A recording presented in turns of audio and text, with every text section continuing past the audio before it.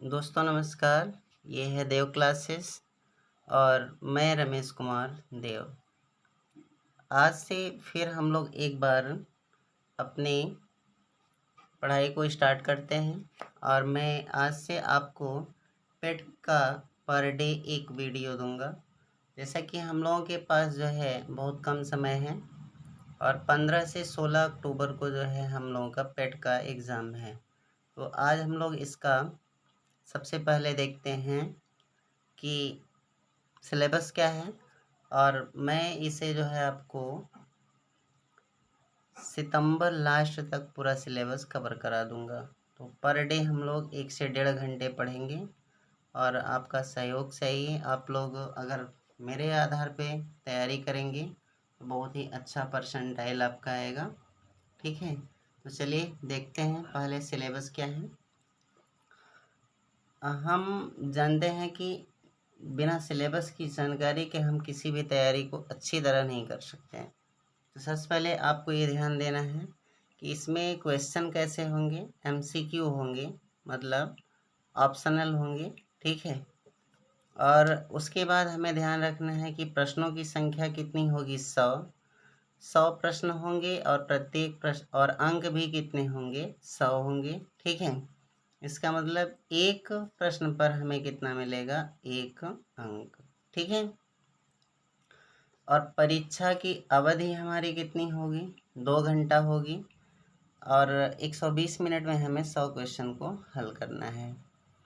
तो आइए देखते हैं। और एक बात और ध्यान रखना है कि हमें 1/4 क्या है, निगेटिव मार्किंग होगा। माने अगर आपका 4 प्रश्न गलत होता है तो 1 नंबर आपका काट दिया जाएगा। ठीक है, तो ये हमें ध्यान रखना है, मतलब 0.25 अंक काट लिए जाएंगे निगेटिव मार्किंग पर। ठीक, अगर आपके 4 प्रश्न गलत होते हैं तो एक सही क्वेश्चन भी क्या हो जाएगा, गलत। तो आइए देखते हैं सिलेबस क्या है। सबसे पहले हमारा सिलेबस क्या है, भारतीय इतिहास। तो इसमें हम लोगों का 5 अंक आएगा प्राचीन इतिहास से और मध्यकालीन इतिहास से। तो प्राचीन कालीन इतिहास में क्या है, सिंधु घाटी सभ्यता, वैदिक संस्कृति, बौद्ध धर्म में गौतम बुद्ध और उनकी जीवनी व शिक्षाएं, जैन धर्म में महावीर स्वामी और उनकी जीवनी व शिक्षाएं, मौर्य वंश में सम्राट अशोक।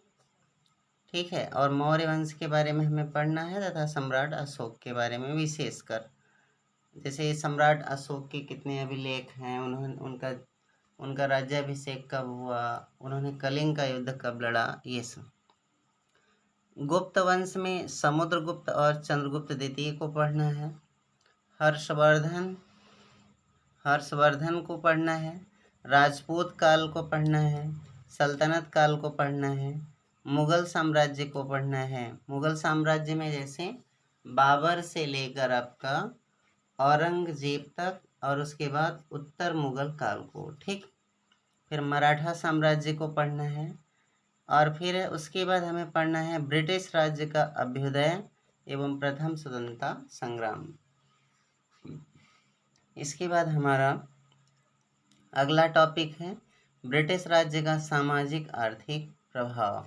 जैसे उन्होंने कई नीतियां लागू की थी, भू राजस्व व्यवस्थाएं लागू की थी, उसे हम क्या कहेंगे, सामाजिक आर्थिक प्रभाव। तो ये हमारा 5 नंबर का हो गया। इसके बाद हमारा 5 अंक का आता है भारतीय राष्ट्रीय आंदोलन से। तो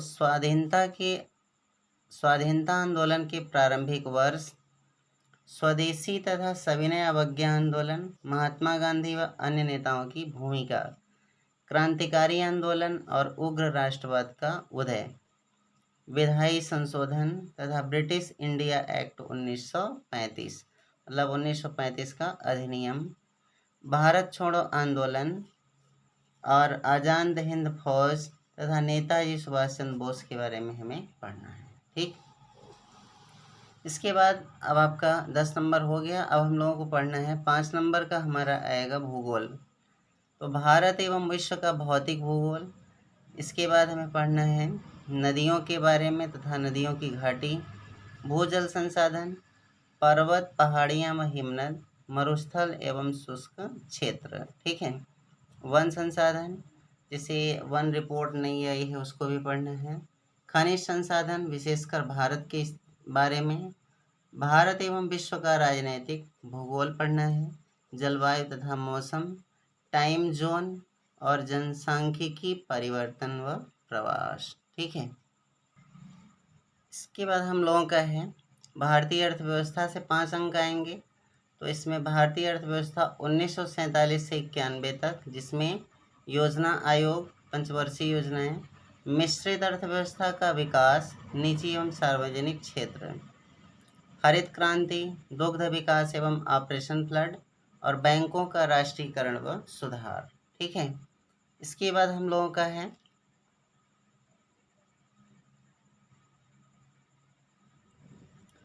1991 में आर्थिक सुधार के बाद की अर्थव्यवस्था। वर्ष 2014 के पश्चात आर्थिक सुधार, जैसे कृषि सुधार, ढांचागत सुधार, श्रम सुधार, आर्थिक सुधार व जीएसटी, ठीक है। इसके बाद हमारा है भारतीय संविधान एवं लोक प्रशासन। इसमें हमें पढ़ना है भारतीय संविधान की विशेषताएं,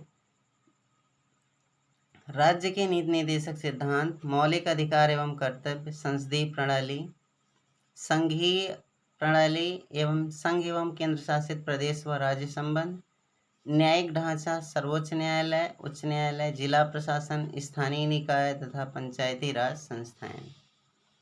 इसके बाद हमारा है भौतिक विज्ञान माने सामान्य विज्ञान, और इससे हमारा 5 अंक का आएगा, ठीक है। इन 5 अंक में हमें ध्यान देना है क्या क्या है। प्रारंभिक भौतिकी, रसायन विज्ञान व जीव विज्ञान। इसमें से 3 क्वेश्चन जीव विज्ञान से आएंगे, 2 आएंगे रसायन और भौतिक विज्ञान से। फिर हमारा अगला है प्रारंभिक अंक गणित। इसमें पूर्ण संख्या, भिन्न तथा दशमलव, प्रतिशतता, साधारण अंक गणितीय समीकरण, वर्ग एवं वर्गमूल, घातांक एवं घात और औसत। तो ये बहुत ही छोटा सा इसका मैथ का सिलेबस है, 5 अंक आएगा। और कल मैं आपको बताऊंगा वर्ग एवं वर्गमूल, ठीक है। उसके बाद एक दिन आपको पढ़ाएंगे घातांक एवं घात। 2 वीडियो में इनका काम खत्म हो जाएगा, ठीक है। फिर हमारा है सामान्य हिंदी। इससे भी 5 अंक हमें मिलेंगे। इसमें सबसे पहले संधि, फिर विलोम, पर्यायवाची, वाक्यांश के लिए एक शब्द, लिंग, समश्रुत भिन्नात्मक शब्द, मुहावरे व लोकोक्तियाँ, सामान्य शुद्धियाँ और लेखक व रचनाएं। तो ये बहुत ही इम्पोर्टेंट है। और इसके बाद हमारा आता है सामान्य अंग्रेजी से, अंग्रेजी व्याकरण से और अपठित गद्यांश पर आधारित प्रश्न। अंग्रेजी व्याकरण में जैसे हम कह सकते हैं फिल इन द ब्लैंक्स, आप कह सकते हैं प्रीपोजिशन का यूज होता है, इस तरह की चीज़ें हमें पढ़ना है।